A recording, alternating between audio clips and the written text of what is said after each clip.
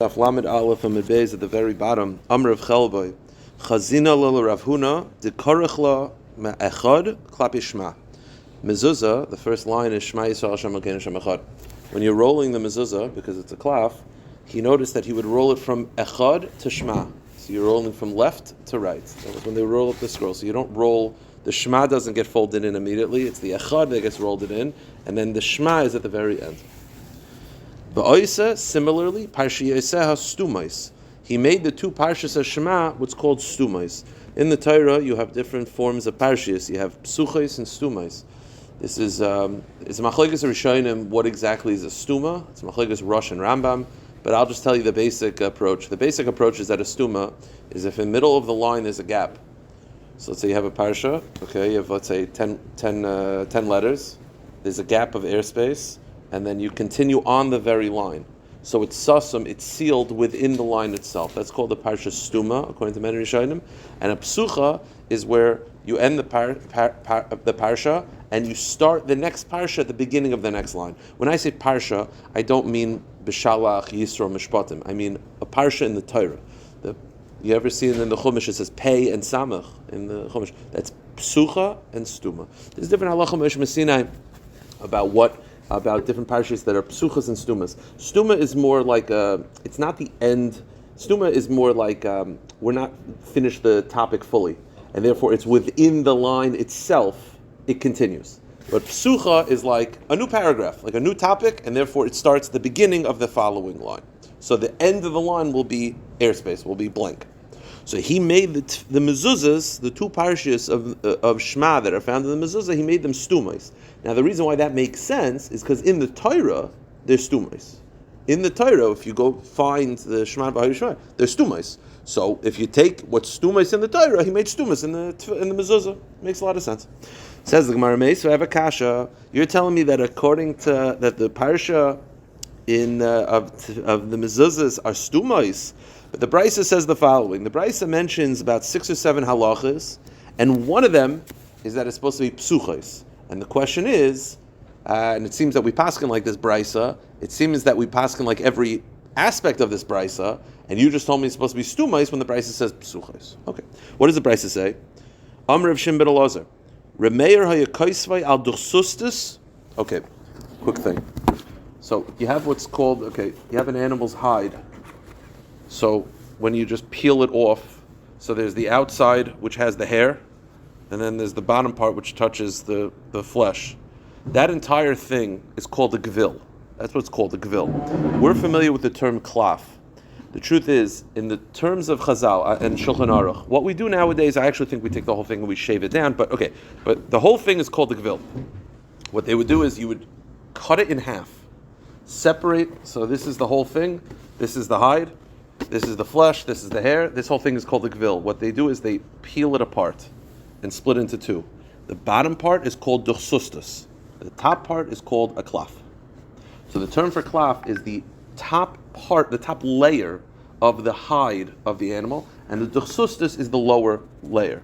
So what he would do is he made his mezuzah on the duchsustus, so on the lower half. By the way, just for the record, it's just very simple. Think of it, again, with these two tissue boxes.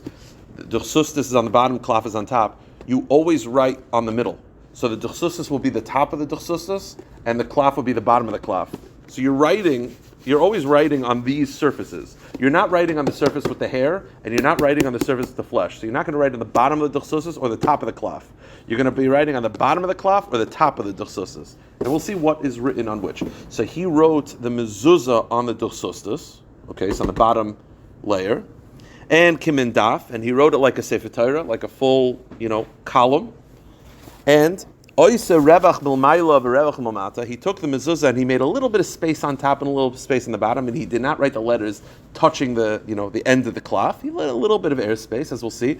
The Gemara is going to describe basically a cipher. The way they write a klaf is a mezuzah is they have like clips to keep it flat. So he would write up to the clips. You don't want to write up to the very end because then if the clip goes on it, the clip might crunch a letter. So we have a little bit of airspace for the clips to hold it in place. Oise parshias psuchos, and he made the two parshas of mezuzah psuchos. not stumais. Even though in the Torah it's stumais, he made them psuchais.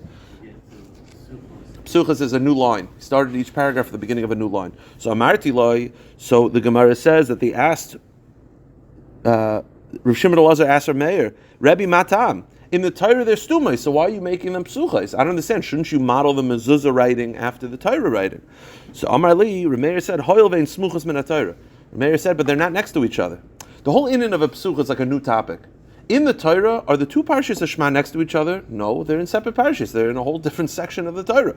Because they're not together, I have to make them psuchais. Meaning, in the Torah, they're stumais, because they're continuation of the previous parsha. But if you take these two and put them together like a mezuzah, they're not together. So I made them psuchais. That was Rav Meir's shita. So you have this brisa that had about like 7 halachas. One of them was that he made a psuchais. And what's the issue? V'amar of Chanan al-Amarav, halacha Rav Shimon Elazar. We paskin like this brisa. Now this brisa, when we say we paskin like this brisa, it seems that we paskin like every single nukuda of this brisa, all 7 halachas. And one of them is that it's psuchais. But you told me stumais. That's the kasha. My lava psuchais. Gemara says lo arevach. No. When we said before that we paskin, when Rav says we paskin like the brisa, it doesn't mean every aspect of the brisa. We paskin one part of the brisa, not the psuchais, because we actually don't paskin like the brisa in that nakuda. We paskin like the brisa specifically regarding the revach, that you're not allowed to write the letters all the way to the end of the klaf. You have to leave enough space for the clips. That's the one part of the brisa that we paskin like. So it could be we paskin stumais. The brisa said psuchais. We don't paskin like that aspect of the brisa. And the Gemara says the kama revach, and how much space do you have to leave? At the top and the bottom of the mezuzah, Amr Menachos bar Yaakov, Amr Yaakov bar Shmuel bar Yaakov, Kimaloi atva desifri, the size of the clips, because again the clips they would hold it open, and therefore you have to leave that space so you're not writing to the very end, so that the clips don't get caught, don't catch the letters. So the Gemara said when Rav said that we pass like the brisa, it wasn't every nakuda of the brisa, it wasn't that we make it psuchais, but rather it was the clip part, the klon. So the Gemara said, I'll prove it to you. Why? I'll prove it to you. Why? Rav's shita was that when he would paskin halachas, right? Rav was the one who said we paskin like the brisa. The brisa said psuchais. So we said no. When he said we paskin like the brisa, it wasn't that nakuda. Abaye says, I'll prove it to you. Why? Rav had a shita when it comes to halachas that he always went with the minhag olam. He would not paskin neged the minhag olam. That was Rav's mahalach, as we'll see in a moment. The minhag olam was to write stumas. So he would not paskin like the brisa, meaning when he said I paskin like the brisa, it could not be referring to the psucha part, because he also had a rule when it comes to psak, is that we don't go neged the minhag olam. And the minhag olam at the time was stumas. Correct. No, it's not. Obviously, it has to be that there's a legitimacy. But if there was a minhag olam and that's a legitimate shita, he would not go override it. How do I know that he always went with the minhag olam? So it says the Gemara, Harav isli minhaga. Rav always goes by the minhag olam, but in a nog alma bestumas. And the minhag nowadays is to write the parsha mezuzah with stumas. So he would not go connected. That's when he said we pass on the brisa. It must be the clip part. How do I know that Rav generally goes with the minhag olam? So there's different types of shoes when it comes to chalitza. It's not a gay, but when it comes to chalitza, right? The woman takes off the shoe, takes off the shoe when he chooses not to marry her, and the brother-in-law, the whole parsha of Yibum. What different types of shoes? Which are eligible or not? You have what's called a minel and a sandal. It has to do with the how hard the leather is. Okay. Bekitzer, Rav said the following: Dam Rabba Rav Kana Rav. Im Yave Eliyo v'yomer cholzin b'minol shermilay. Apparently, they did not really use minnols. Minnols was a hard type of leather, a soft type of leather. They didn't really use that at the time for the chalitza. That wasn't the minhag. So Rav said, if Eliyahu Navi were to come and say you have to use a minnol, I'd listen. Okay, but ein cholzin b'sandal. Apparently, in the time of Rav, they would use sandals for the chalitza. Rav said, if Eliyahu Navi were to come and say, you're not allowed to use a sandal, meaning keneged minhag ein shamla, I would not listen to Eliyahu Navi. Why? Because the minhag olam is to use a sandal, and I would not listen to Eliyahu Navi if he's going to connect with the minhag olam. Why? Shekvar nagu am besandal. So you see that Rav always goes with the minhag olam. The Gemara says similarly. There's a whole discussion, by the way, over here. I thought we don't pass in like Eliyahu Navi because the loy b'shemaimi. It's not for now. There's a whole big discussion. Anyway, Rav Yosef Amar Rav Kahana Amar Rav, he has a slightly different version. Im Yove Eliyahu Amar ein cholzin b'minol shemelay. Instead of the first version, which is that if Eliyahu Navi were to come and say you should use a minol, I would listen to him. Over here, it's that if Eliyahu Navi comes, says don't use a minol, I'd listen to him, because the minhag was not with the minol specifically. But ein cholzin b'sandal in shemelay. Same thing. If he would say not to use a sandal, I would not listen to him. Why? Shekvar nagu am b'sandal. Now, just as an agav, what's the difference between these two? V'amrina and my benayu. Gavin, do you mind just closing that door? I'm sorry, there's that door in between. I'm sorry to bother you. V'amrina and my benayu. What's the difference between these two versions of? The first version is if you would say to use a sandal, a minol, I would listen to him. If you would say not to use a minol, I would listen to him. What's the difference? The difference is my benayu minol lechachila ikebenayu. The difference between these two versions is lechachila to use a minol. The first version is if Elyonav Yerkam were to tell us to use a minol, I'd listen to him. It sounds like minol was not lechachila. It's not lechachila, but if you tell me to use it, I would listen to him. The second version is if you say not to use it, I'd listen to him, meaning lechachila is supposed to minol. But if he says not to, I'd listen to him as well. So the only difference between these two versions is whether minol is lechachila or not. Okay, but Bekitza, you see this version. So going back to the discussion. So when Rav said that we pass it like the Brisa, he could not be referring to the psucha part because the minhag must use stumos. So it must be he was referring to the clip part. Shma mina, arevach, shma mina. Good. Says the Gemara of Nachman Yitzchak Amar, mitzvah lasais and stumais. The truth is a mitzvah to make it stumais because that's the way it is in the Torah.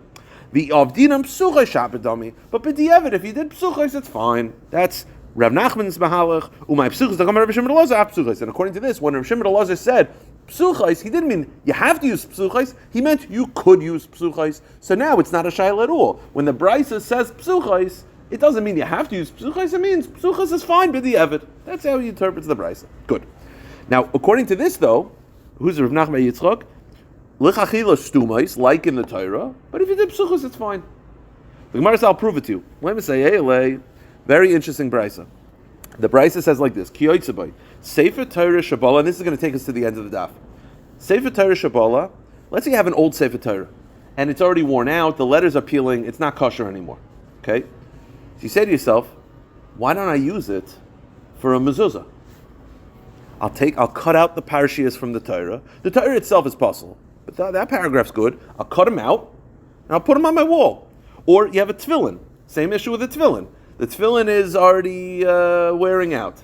So let me take out the two parashiyas and use it as a mezuzah. Says the Brisa you're not allowed to. Why? Because ma'ilin b'kodesh ve'meridim. A Sefer Torah is more holy than a mezuzah. You can't take a parsha from the Sefer Torah and use it for the mezuzah. Same thing, tefillin is holier than mezuzah, so you can't.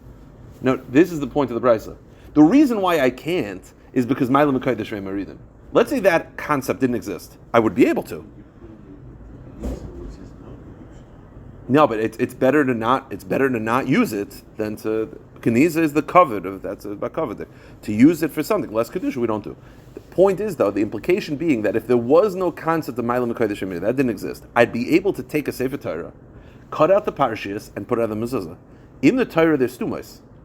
Now, if you're telling me that it has to be psuchos, right? The Brisa said psuchos. If the Brisa means it has to be psuchos, then how could I take a Sefer Torah, which are stumos, and put it in? The Brisa says I can't because ma'ilin b'kodesh. I would say you can't. Forget about ma'ilin b'kodesh, because one's psuchos, one's stumos. It must be a raya to Nachman bar Yitzchak that when the Brisa says psuchos, it doesn't mean it has to be psuchos. It means it's fine. Meaning, really, you should use stumos like the Sefer Torah, but you could use psuchos. So according to this, it works out. When the Brisa says I could take a Sefer Torah and cut it out and use it as the mezuzah, if not for ma'ilin b'kodesh and meridin, is because both are stumos. The Sefer Torah is stumos and the mezuzah could be stumos. Either Brisa psuchos, psuchos. It doesn't have to be. But if the Brisa actually means it has to be psuchos, so the Sefer Torah has to be stumos, the mezuzah has to be psuchos according to the Brisa, then how do I take a Sefer Torah and use it for the mezuzah? Don't tell me ma'ilin b'kodesh and meridin. Forget about ma'ilin b'kodesh and meridin. I have other issues. It must be the fact that Brisa doesn't say that. It must be that even according to this Brisa, you could make it from stumos if you wanted to, and therefore the Brisa is saying if this is stumos and that is stumos, fine. Says the Gemara, "Hameridin oisin amai hachastumos hachapsuchos." So it must be a raya that when the Brisa says it must be a raya that a mezuzah can be made of stumos. Because if a mezuzah has to be psuchos, then how am I using a Sefer Torah for the mezuzah? Achutz from ma'ilin b'kodesh and meridin. So the Gemara says no. Really, it could be that the mezuzah has to be psuchos, and the Sefer Torah has to be stumos. So you can say akasha. Then the Brisa says I can't do it because ma'ilin b'kodesh and meridin. Forget about ma'ilin b'kodesh and meridin. I can't do it because they're not written the same way. The Gemara says dilma lahashlim. The Brisa does not mean what you think. What did you think the Brisa mean? You take the entire parashiyas of the mezuzahs in the Sefer Torah, you cut them out, you sew them together, and you put them on the wall. That's not what the Brisa means. You can't do that because that's psuchos, that's stumas. What the Brisa means is, let's say I need a line, not the whole parasha. I need one line from the mezuzah. The last line of my mezuzah got cut off, got rubbed out. So instead of writing it, I'll take the line from the Sefer Torah. You're right, the whole parsha you can't, because one's psuchas, one's stumas. But maybe I could just take a line, I'll cut out that line and sew it in. Kamash Malan, I can't because Ma'alim HaKodesh Meridim. But you're right, meaning if you're trying to take the entire parsha, you have other issues, you have psuchas stumas issues. The Brisa means that even if you just want to take one word, or one line, which is not a psuchas stuma, one word and one line are the same, that's a problem. So it's not a riot to psuchas stumas, because it could be we're just talking about referring to taking one line or one word. Says the Gemara, Hamaridin Oisin. It's ironic that they don't know the front code, but they know the back code. Hamaridin Oisin. Says the Gemara, I have another kasha. You're telling me that I can't do it because Ma'alim HaKodesh Maridin. But if not for Ma'alim HaKodesh Maridin, it would work. Says the Gemara, Vatanya, I have a Brisa. The Brisa says, Halachal Mesh Mesinai, Tfilin ala klaf. Again, you have these two things. The whole thing is a gvil. The bottom is the duchsustus. The top is a klaf. It's halachal Moshe Messinai that the tefillin are written on the top, the klaf, and mezuzah al duchsustus. Klaf b'makam basa, duchsustus b'makam seir. Meaning you both have to write them on the inner part. So the top of the duchsustus is the bottom of the klaf. But here's the problem. Halachal Moshe Messinai is that the tefillin on the klaf, and the mezuzah on the duchsustus. So how could the Brisa say that the reason why I can't take the parashas from the tefillin and put it into mezuzah because Ma'alim HaKodesh and Meridin, you can't because it's not written on the same material? Says the Gemara, la mitzvah. No. When it says you're supposed to write the tefillin on the klaf and the mezuzah on the duchsusas, that's a mitzvah. Meaning, but the evidence is fine. You're right. Ideally, you're not supposed to write. You're supposed to write it on different materials. But if I happen to write the mezuzah on the klaf, or the tefillin on the duchsustas, or both on the duchsustas, or both on the, it's fine. It's all b'diavad fine. It's halach Moshe Messinai lechachila. Says the Gemara, Hatanya Shina Puzzle. The Brisa says that if you write it on the wrong material, it's puzzle. It's not lechachila. But tefillin. No. When it says puzzle, it means really the mezuzah you could write on either duchsusas or klaf. When it says puzzle, it's talking about the tefillin. The tefillin has to be written on the klaf, and if it's written on the mezuzah, it's possible. But the mezuzah, either one. So therefore, I could take the tefillin parshias, which are written on klaf, and put them as a mezuzah, because mezuzah doesn't matter. Says the Gemara, Vatanya shina bazeh bazeh puzzle. But doesn't the Brisa say it's puzzle either way? Doesn't that imply that it's puzzle both by the tefillin and the mezuzah? The Gemara says no. Adi b'tefillin. Mezuzah, while it's supposed to be written on the duchsusas, if you write it on klaf, it's fine. When it says it's puzzle in either case, what it means is like this. Mezuzah is fine either way. The tefillin is supposed to be written where? On the klaf, which is the top layer. It says either way puzzle. I mean, two psulim. What do you mean two puzzle? It's just, if you're talking about just tefillin. If you tell me tefillin and mezuzah are puzzle, that's either way. Either tefillin or mezuzah. Now you say no. Mezuzah is fine either way. I don't care what you write the mezuzah on. You can write it in duchsusas, you write it on the klaf. It's all fine. The psul is the tefillin.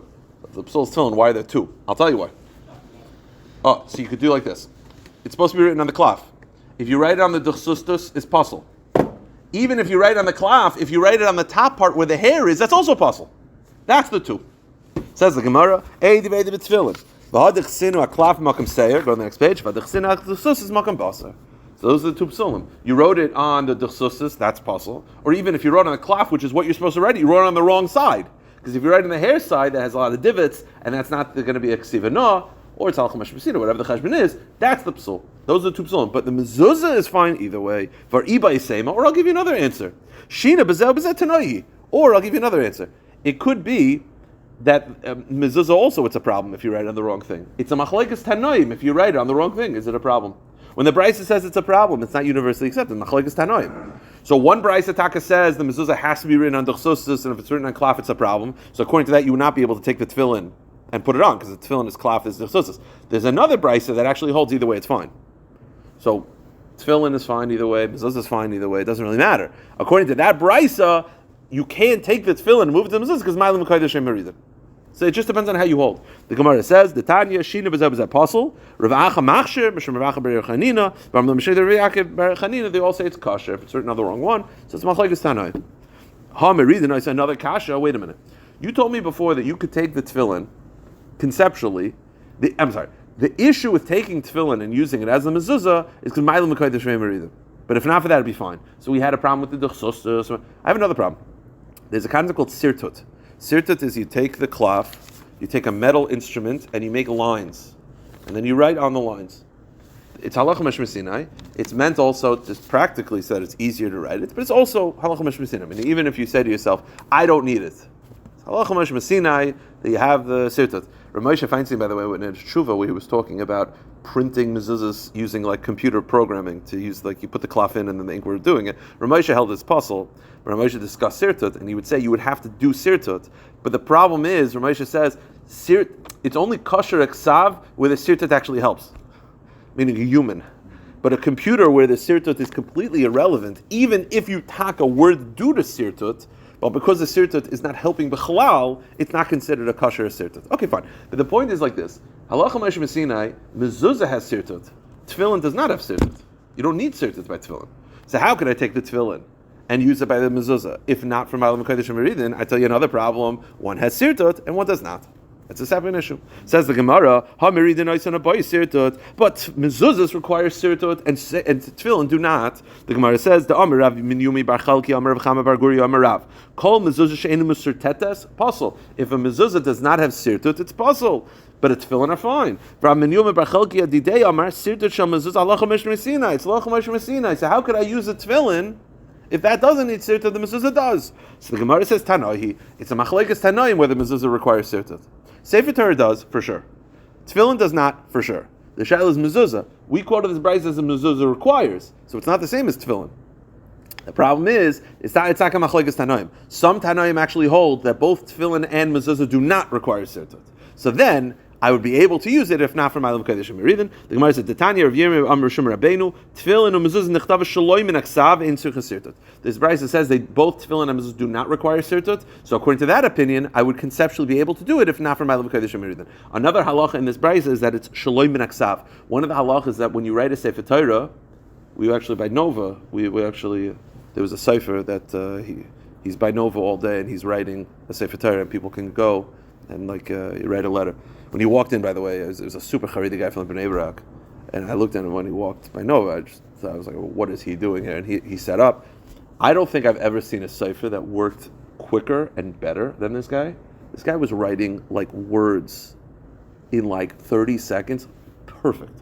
But what he does is, it's min aksav, and that's the halacha. What you have is, you don't just write it from memory. Let's say I know Bereshis Bar Elokim Shemai V'Aretz. I know that line. I'll just write it. No. You have to have a sefer, a chumash in front of you, and you're just like looking, beis, Bereshis. You have to do that. It's in order to avoid a confusion. But says the brayso, tefillin and mezuzahs, you don't need to. As we'll see in a moment, tefillin and mezuzahs are so common. Those parshiyos, everyone knows them so well. It's keilu, it's in front of you, because most people know Shman v'Hayim Shemaya and the four parshiyos of tefillin. Says the Gemara, v'hilchasa, and how do we paskin to conclude this whole sugya? Tefillin loy b'ay sirtot. Tefillin does not require sirtot. Mezuzah b'ay sirtot. Mezuzah does. Both of them can be written without a copying text. My taima, because migras gerisin, both are common enough that people know. Couple halachas, one more halacha, then we'll get back into mezuzahs. We've done in 2 minutes. Amr Rav Chelbai, Anachas Rav Huna. Rav Chelbai says, I saw Rav Huna, Davi Yosef Apuria de Sefer Torah Leho. None of us would do this, but he sat on a bed that on the same level of the bed there was a Sefer Torah.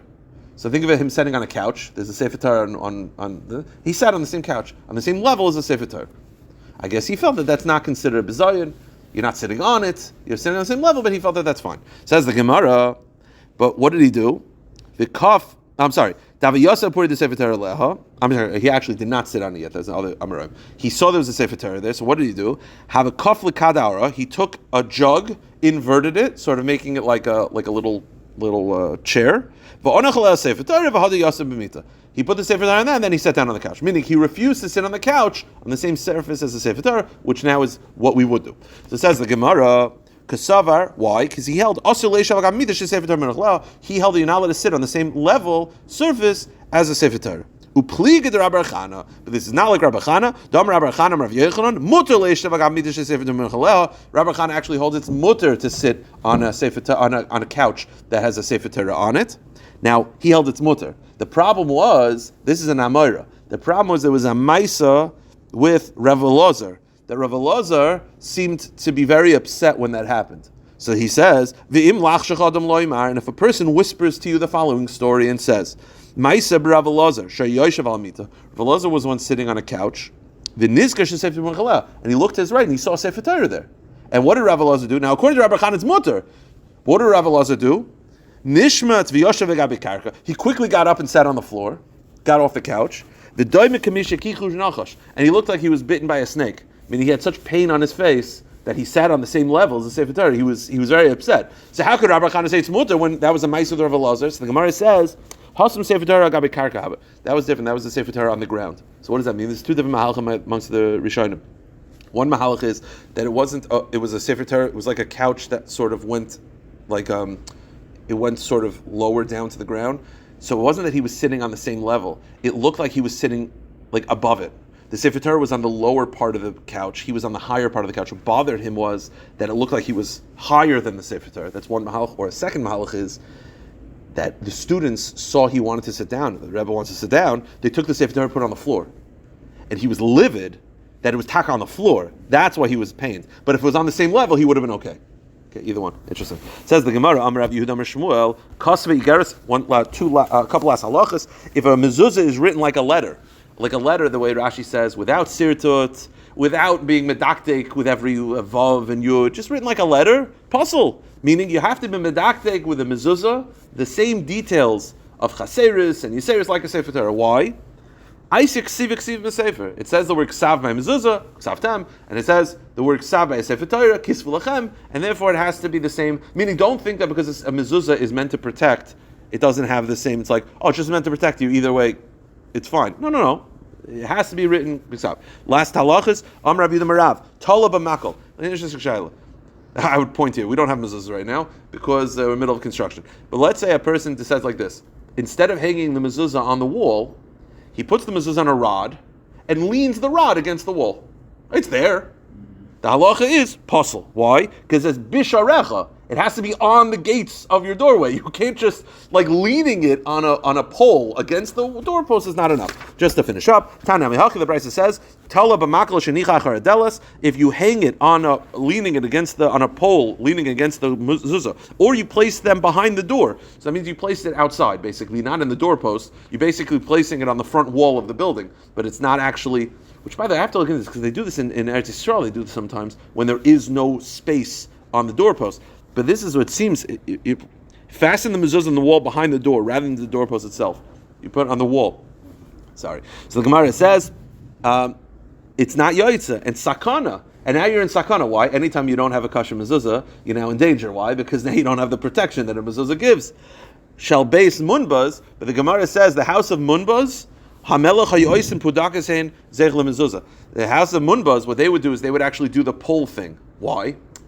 The halacha is that when you rent a house, you're only chayiv if you're there for 30 days. Munbaz, because they were sent from the kings, they were just constantly on the go. They never stayed for 30 days. So they were never chayiv in a mezuzah. But they didn't want to go their whole lives without a mezuzah. So what they would do is they take the pole and lean it against it as a zeicher. They knew it wasn't kosher, but they felt that how could I go my whole life without having a mezuzah? So they would just do it there as a zeicher balma. Just to finish up, Amr Rav Shmuel mitzvah lanicha b'toich klal shel Pesach. You have to put it within the doorway, meaning not on the outside wall. It has to be in the doorway. So says the Gemara, Pshita, B'sharecha Amarecha. Of course, you have to put it in the doorway. Of course. How could you think you put it on the front wall, outside of the building? So I'll tell you why. So the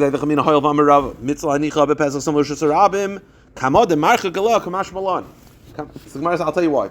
When you have a thick doorway, like that one, let's say it's 5 or 6 tefachim wide, which part of the doorway do you put the mezuzah on? The answer is the outerest, the closest to the outside. Why? Because you want to protect everything. So the sort of within the doorway, you go as far out as you can. So you might think to yourself, well, if I want protection, maybe I should just put it on the front wall of the building, right? It'll protect much more. Now, Kamash Milan, it has to be in the doorway. You can't think to yourself, well, if I want to go further out. No, it's got to still be within the confines of the doorway itself. All right, we'll stop here.